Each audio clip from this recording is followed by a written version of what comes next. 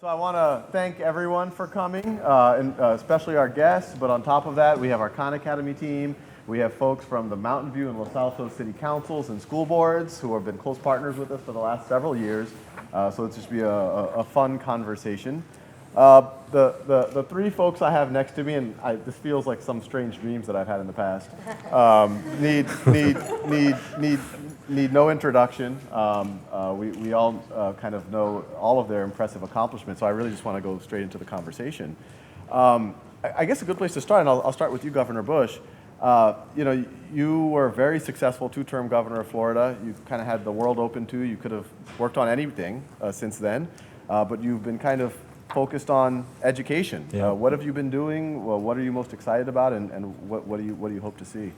Well, my interest in this is that I love my country, like we all do, and I think our country will be in decline if we don't reverse this pattern of complacency yielding mediocre academic results, narrowing people's chances to live lives of purpose and meaning.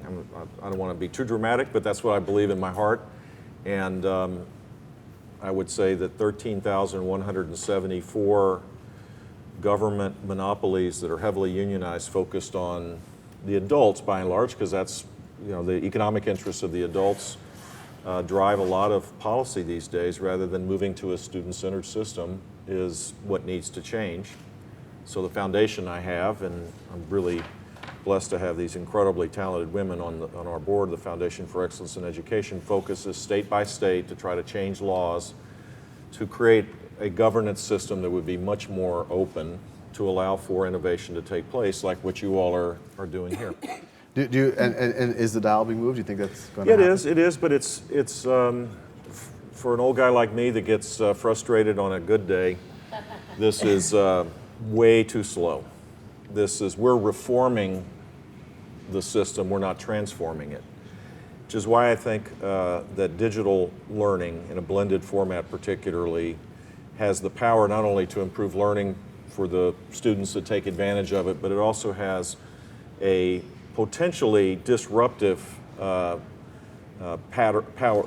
to change the whole system, which is why we work really hard state by state to try to change laws. Most places don't allow for kind of open content being delivered. States will say, yeah, we'll have virtual schools, but the school district has to run the virtual school. Really? Is that if you came from Mars and you looked at this dynamic place, you wouldn't assume that it always has to be done through monopolies, that it could be done in an open way. Maybe we should have high standards, accurate assessments, more open system to allow for the innovations that have taken place in every other aspect of our lives to bring about massive gains in learning, which is what we need. So while I'm frustrated, I do see progress, but I think there's going to be some transformational event. And that's why I'm a huge fan of what you all are doing. Because if you guys get this right, that could be the catalyst for a dramatically different result for an entire generation. So no pressure or anything. Yes. No, we'll talk more about that. And Secretary Rice, I'm going to ask a little bit of a personal question first. Obviously people know National Security Advisor, Secretary of State, fairly impressive roles. But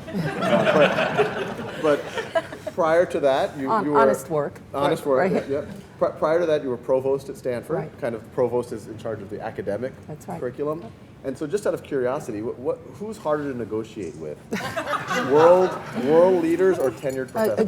Gorbachev didn't have tenure. Oh, he didn't. That's why we were able to end the Cold War. But look, I come at this really from three interlocking perspectives. First of all, I'm the child of educators. I grew up in segregated Birmingham, Alabama, but my mom was a teacher, my dad was a high school guidance counselor, and it's not too much of an exaggeration to say that from their point of view, there was no ill that education couldn't cure.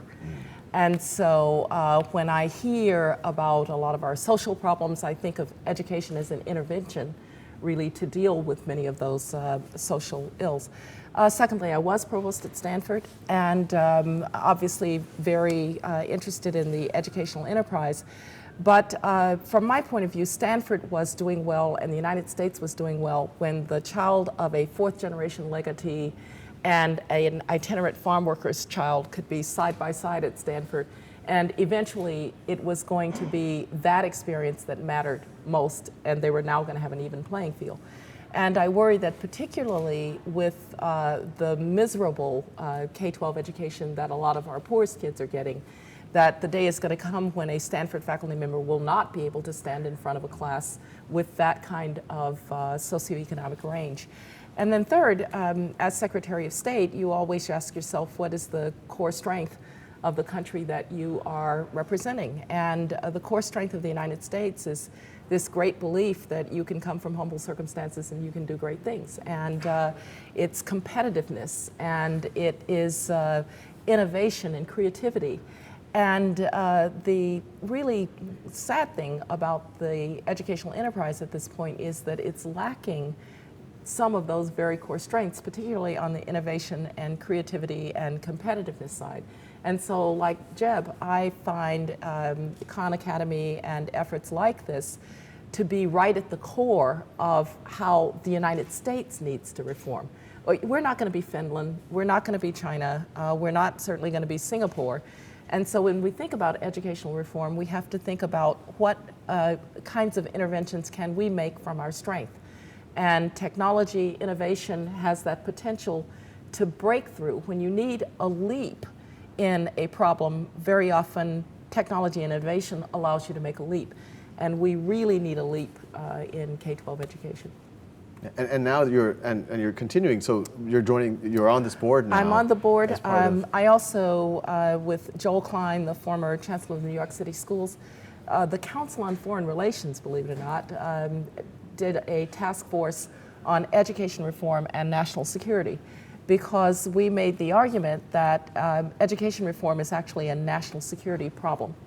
Competitiveness, social cohesion, the ability to make certain that Americans are employed, but we wanted to make the argument in a way that it brought new constituencies to the debate.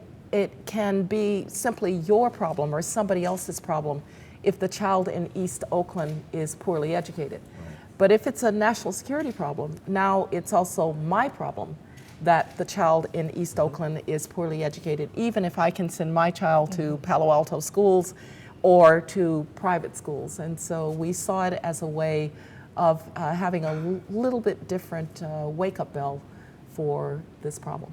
And so now you're actively involved in this and education in general. With education reform in general, and really delighted to be a part of Jeb's Foundation, because I think that there was no more successful example of a governor who took on an issue, took on the interests, and really made a difference in Florida. And we are a federal system. A lot of this is going to have to take place in the state houses. And there's no better person to lead that effort than Jeb, who's done it. And wherever someone sits on the political spectrum, I mean, objectively, the numbers in Florida. I mean, I don't know if you, I mean, anyone who wants to toot this horn. I mean, I mean, the numbers. I don't know. Actually, you know the numbers better than anyone. I mean, it was. Where were we in Florida? We were. I can't say it because there's a camera on. So we were 29th out of 31. I won't say who 30 and 31 was, but. We thank God that we weren't last, but generally we were at the very bottom, and we've moved to the middle, and in the early grades, we've moved above, closer to the top. Florida's low-income Hispanic kids do better than the California average on the 4th grade NAEP, to put it in perspective. We've made big gains because we had a long way to, we started from a low base, I guess, but we also made across-the-board reforms, and we spend less per student than the average in the country. So most people kind of get stuck with, it's just money.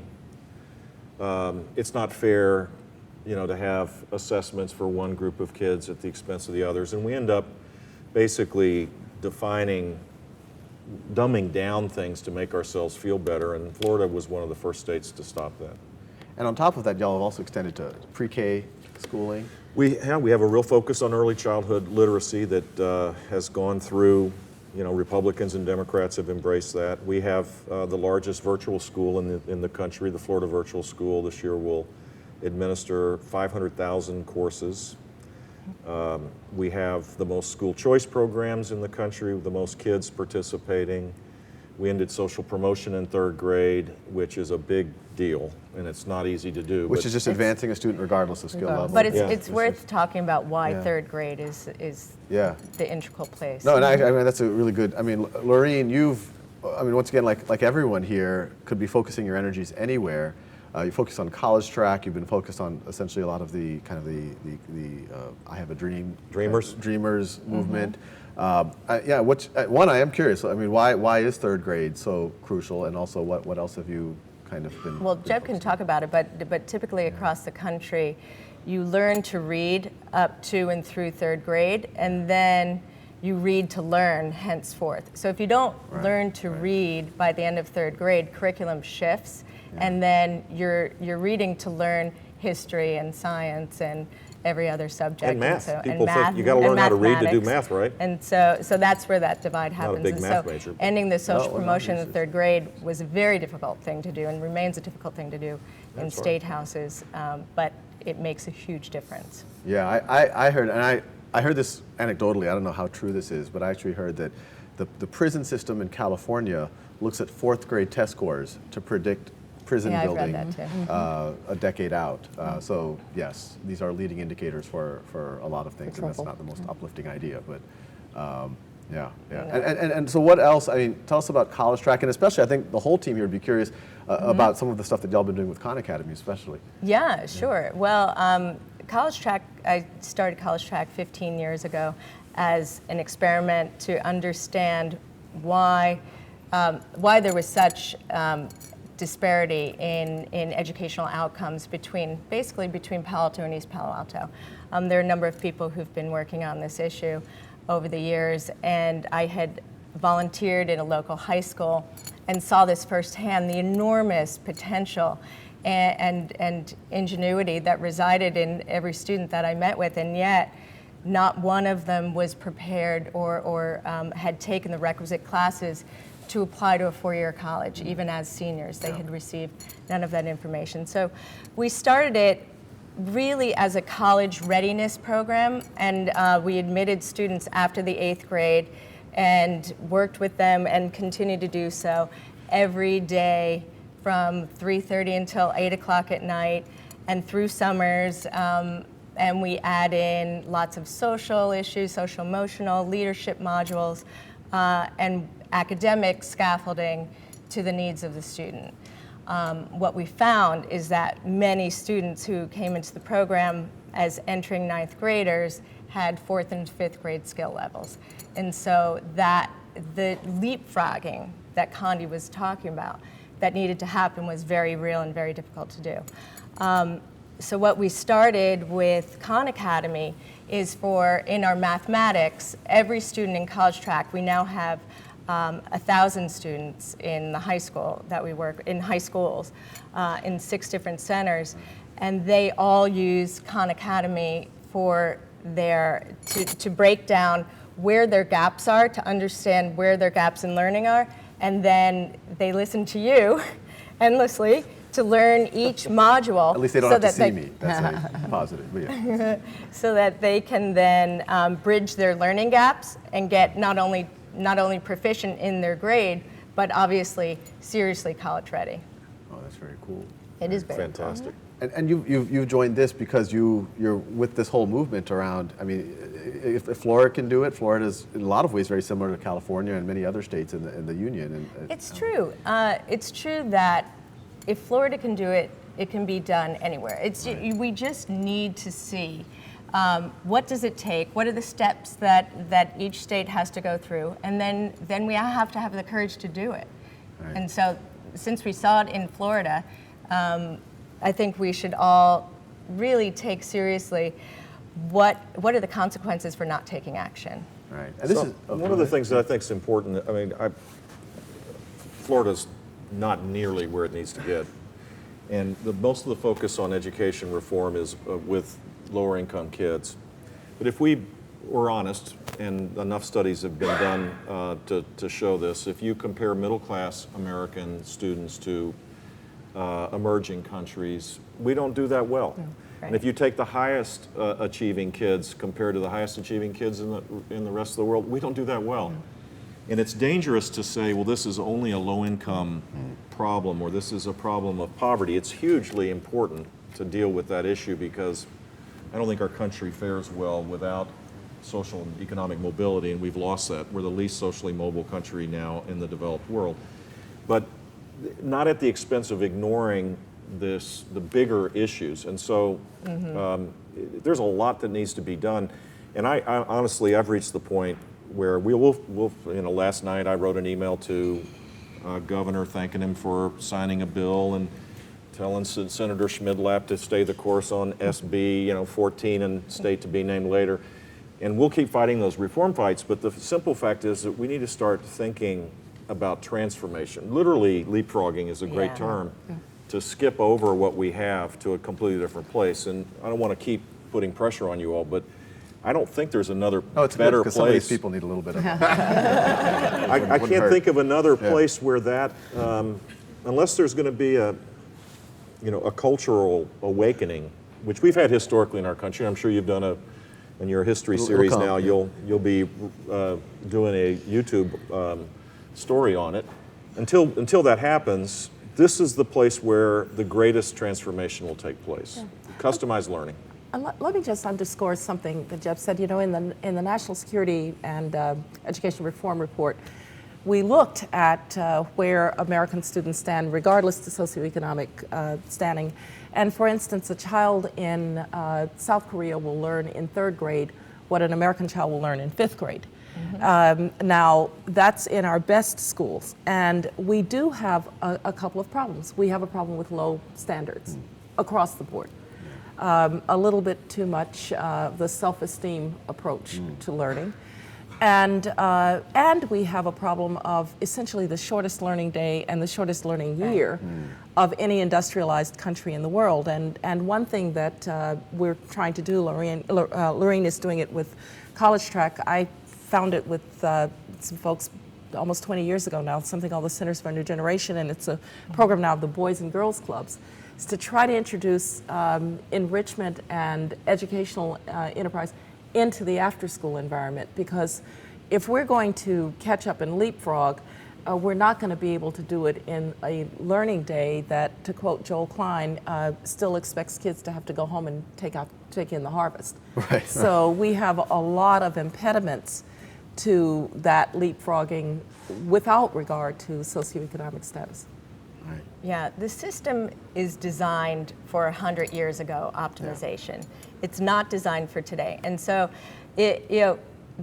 once you see what's going on, if you don't take action to change it as far as redesigning a system, then that calcified system is going to start cracking open. And I think that's where technology can come in as a wedge or a lever to just start cracking it open and prizing it open, because we're clearly not where we need to be in any way as a country, and we're certainly not serving our children in the way that we need to be serving our children. And so we don't need any more data. We actually have excellent data. We're swimming in data. People don't need to hear this anymore. They're experiencing it in their own lives. So what I find most exciting about Khan and other technologies is they're disseminating information and learning straight to the end user.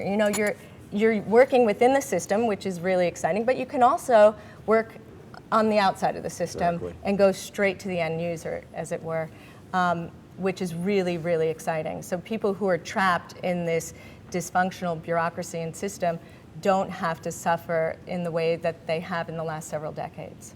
No, and I mean, we chatted about this a little bit. I'd be curious to take, we talked about the Common Core. There's obviously a lot of news around it, all the rest. And, there's one sense that, I've looked at detail at the Common Core standards. We're aligning with the Common Core standards. We're trying to create assessments around that. But the one thing that's refreshing about it is that they're actually, the assessment items are actually quite good. They actually are trying to measure conceptual understanding as opposed to pattern matching. But the one thing we've worried is as soon as you do that, test scores actually, they're already not where we want them to be. but then they'll only go further down. So I'd love to get all of your take on, do you think that's so? Do you think that's a risk? And what do we do in that type of a scenario? There's a term I was born in Texas. There's a term in Texas that applies to this, which is it's going to be butt ugly. I've never heard that. You hadn't heard that? No, You guys are way too I grew up in sophisticated. Louisiana. Louisiana. It's very, yeah. Oh, you had even more. Yeah, we could. Yes. Never mind. I won't bring up Louisiana anything. had even different versions of that. So it's a if in effect, I would say the accurate assessment of where we are, if you benchmark to the best in the world, and theoretically at least, and I think smart people tell me that Common Core state standards do that. If you assume that's the case, about 40% of our kids are college or career ready after going through 12 years or 13 years of schooling, and more per student being funded than any country in the world. So 40%, 60% failure rate in some fashion or another, requiring remediation to start a college career or not going to college, dropping out and not going to college at all. And then the career element of this is just as important. There are 3 million skilled jobs that are unfilled during one of the most difficult economic downturns. That's the one constant. 3 million unskilled jobs because people don't have the skills to achieve them. So that reality, once it becomes clear, and if you're faithful to assessing how we're doing, and you get to that point, moms and dads aren't going to be too happy with a 60% failure rate. Politicians are going to run for cover. Teachers are going to blame it. It's not their fault in reality. We've had a generation of low expectations, and so everybody's going to be going like this, and it's going to be butt ugly. And the question will be, will we stay the course because this is a national imperative, or will we, there's all sorts of creative ways to go back to the dumb way, and maybe we will. I know that this group here won't be on that side of we'll be on the team fighting for high expectations and then accurate assessments of them and then a plan to deal with it. Because this will be the first time the American people will see this as it is. Most people think this is not their problem. Their kids' schools are pretty good. They think this is a problem typically of poverty. It's somebody else's problem, but this becomes, as the Secretary said, when it's a national security issue, it's all of our problems. When it's a competitive issue economically, it's all of our problems, and this will be the chance to step up or to pull back. And I think it's the defining moment of our times as a nation. I honestly believe if we get this right, we will just be kicking ass and taking names for more than a generation. And if we get it wrong, we'll accept a slow, steady decline. Yeah. And unfortunately, examining politics as a political scientist as opposed to having been involved in politics. Oh, come on. It's right. We're not believing that. Right. It's very obvious what will happen, which is that the interests who are harmed by this data or consider themselves harmed, the initial reaction, of course, will be to deny, and then the reaction will be to protect, and then the reaction will be to find another answer. And so finding a way to get through that stage, and by the way, in this case, every interest is in a sense affected because teachers are affected, school boards are affected, politicians are affected, governors are affected, parents are affected. Now, I remember as a little girl when I was my parents were educators, and when I was about 4 years old, they decided to have my IQ test. And I kind of came out okay, but just like Washington is a political. But I'm not a genius. I'm not a genius. And my parents assumed something was wrong with the test because I didn't turn out to be a genius. I think you're going to have a lot of people who are going to react to say something must be wrong because, of course, we don't have a 60% failure rate, and it's going to take a lot of leadership in the educational community, and particularly at the level of the White House and others to say, look, let's confront the problem we've had, and now let's really make it that race to the moon that we successfully undertook and won, hands down. But if you don't get a way to say, all right, we're taking on that challenge, and now we're going for it, you're going to get all the other reactions.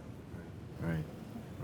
Well, so I think I think the best way that you guys could play in this arena as Khan is to have the interim assessments that you're developing fully communicated to the parents and the students. And so for anyone to know exactly where they are, where their gaps lie, and how to address it. And if you can map it out for them so that they can have small wins on the way to reaching their goal, Absolutely. then people will own it. I think as long as the individual parents and students take ownership of their own learning, we've won. I think systems will have retrenchment. So we should just expect that. But I think you guys are, you have enough of a critical mass now and enough of a movement that you can actually be in the forefront of this.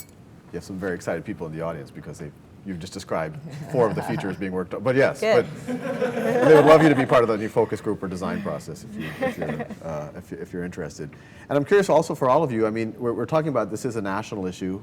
There are some, I guess we would call it, not as far as it could get success stories, but success stories at places like Florida, at least in one dimension and the stuff that can be measured.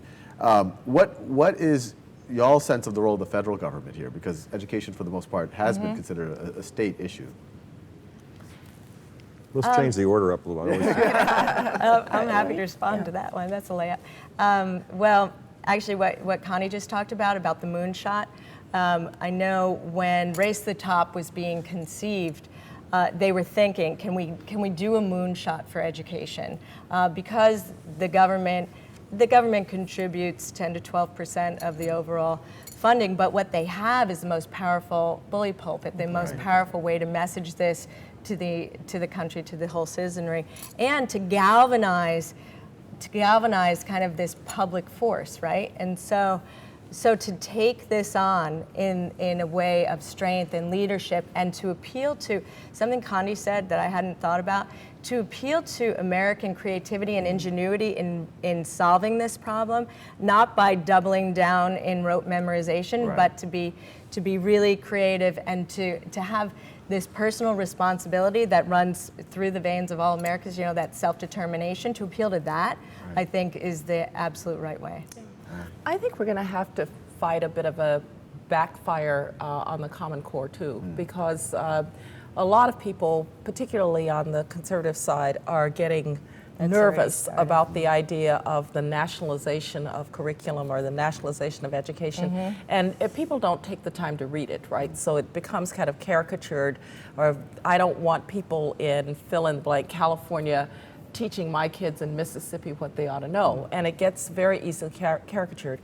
And I've run into this. It's very interesting. I gave a talk actually in Texas. And I was a little surprised that the audience came at me about the nationalization of the curriculum, and we have local control. And so, of course, you have local control, and of course, the state houses are the dominant factor. But I simply say to people, but you couldn't actually mean that a child in Alabama, a child in Texas, a child in California, and a child in Vermont shouldn't have some common basis of knowledge and skill level. You couldn't actually mean that. And then people sort of step back and say, well, of course, we are one country, and of course, you need to know the same things. But it's maybe starting to unravel a little bit, because a couple of states have pulled out. And I think there will be pressure on other states. And I think a lot is actually resting on the success of the Common Core to give us a way to organize this disruption of the old system. So it's always the case, you think you've won one battle and you move on to the next one, but you find that there's a kind of backfire against where you thought you were. So I'm a little bit concerned about the standing of the Common Core. Yeah, it's a big deal. The RNC, without much debate, without any noticing, passed a resolution against the Common Core state standards, which Republican National Committee, I didn't even know that they took stands on issues like this, but there's I don't know if probably not a lot of Glenn Beck fans in the room, but he's all over this. There's a underneath the surface big pushback because of the, I think you said it right, the nationalization of of standards. And the fact is, having one higher, loftier expectation that requires critical thinking skills that's benchmarked to the world doesn't mean you can't develop a whole myriad of strategies to achieve those standards. That's what's kind of missing in this debate, but it's a big problem politically. And I would say the argument about whether the federal government or the state or the local government, local control, those arguments are flawed in my mind in that they don't yield disruption at the end.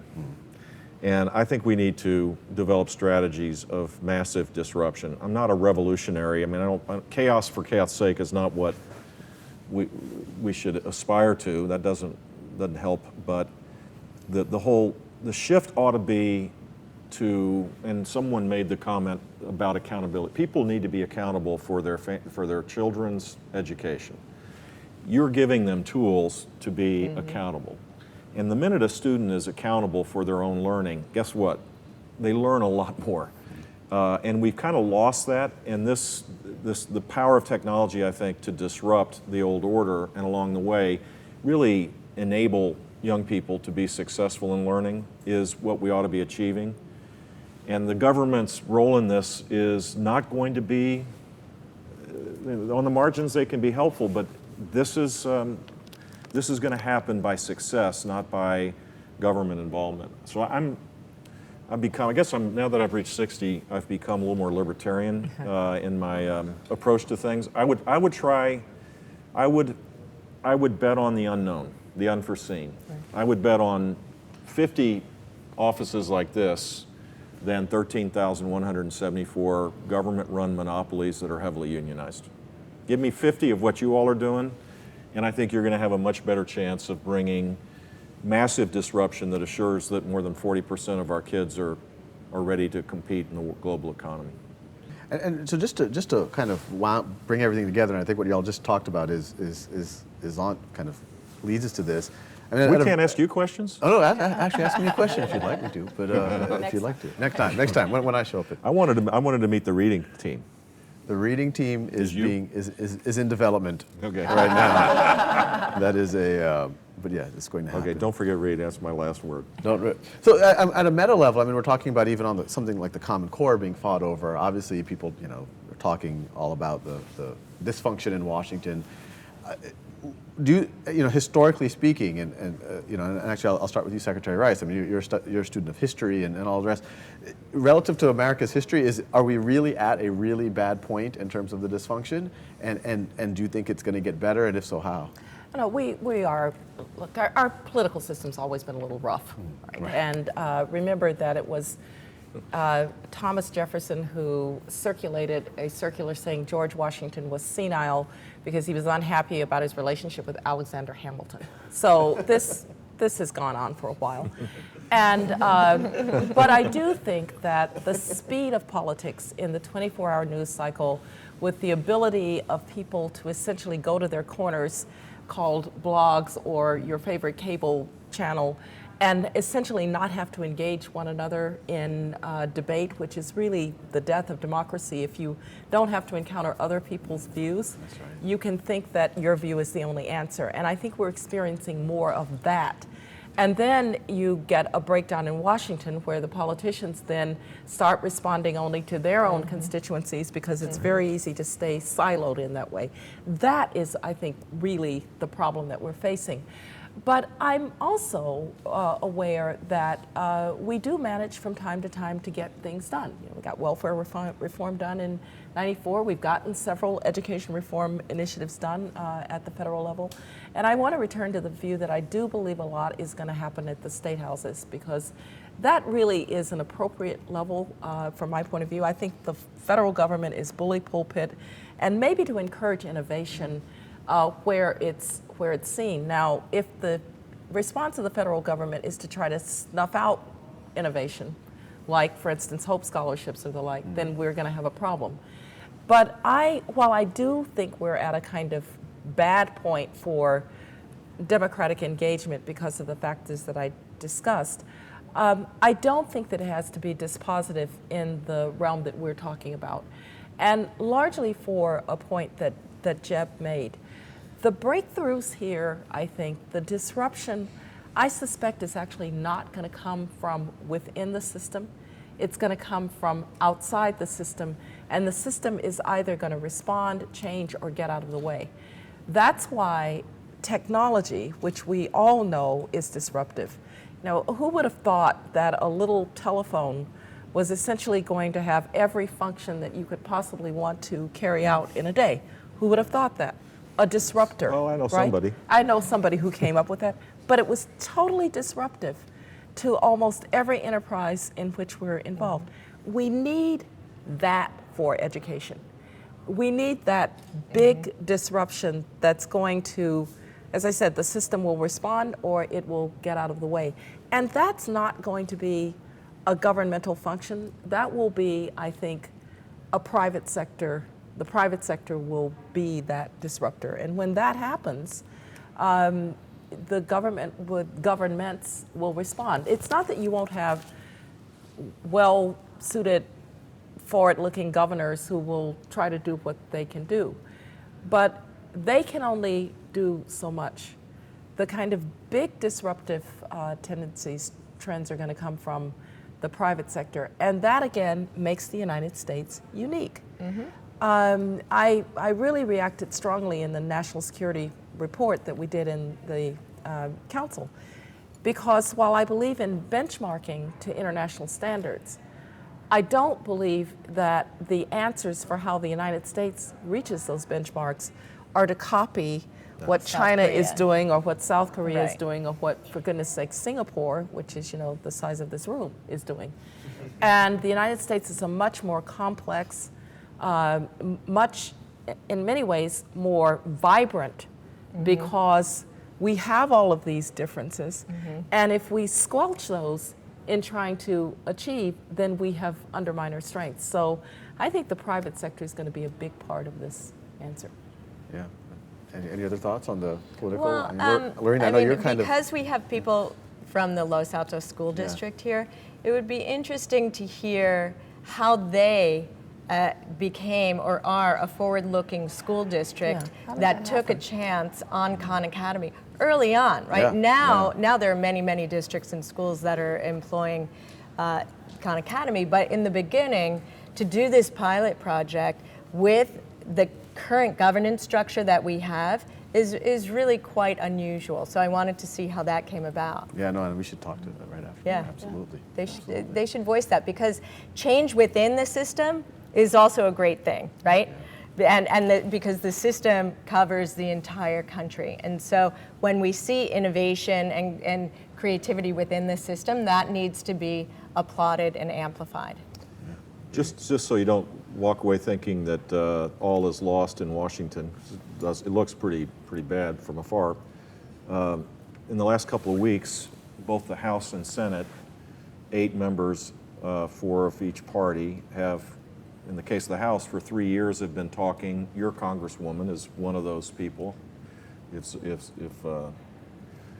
Lufgren? So She's a congressman here. My congressman, Mario Diaz-Balart, and they've been working quietly. Luis Gutierrez, one of the most liberal guys, Raul Labrador, one of the most conservative guys. They're close to reaching an agreement. The Senate announced their agreement. It's yet another 900-page bill. I'm not sure why we have to add complexity, but the fact is that in a really complicated policy area, people built trust, and they forged consensus on something that, as I'd say, is almost as important as getting education right, which is to jumpstart our culture, our economy with an injection of aspiring people that embrace our values, remind us what those values are, and pursue their dreams with a vengeance. And immigration reform could happen. And my guess is 6 months ago, very few people thought it was possible. So don't give up hope. It's possible that people can actually lead to a better place. Very cool. Uplifting note. Very good. That's a good place. Well, thank you very much. This was really a treat for all of us here, and I've gotten some inclinations that we might get some guest lectures on some Khan Academy videos in the not too far off future. On history. So yeah, thank you very much. This is a real honor. Thank you. Thank you. Thank you. That was great.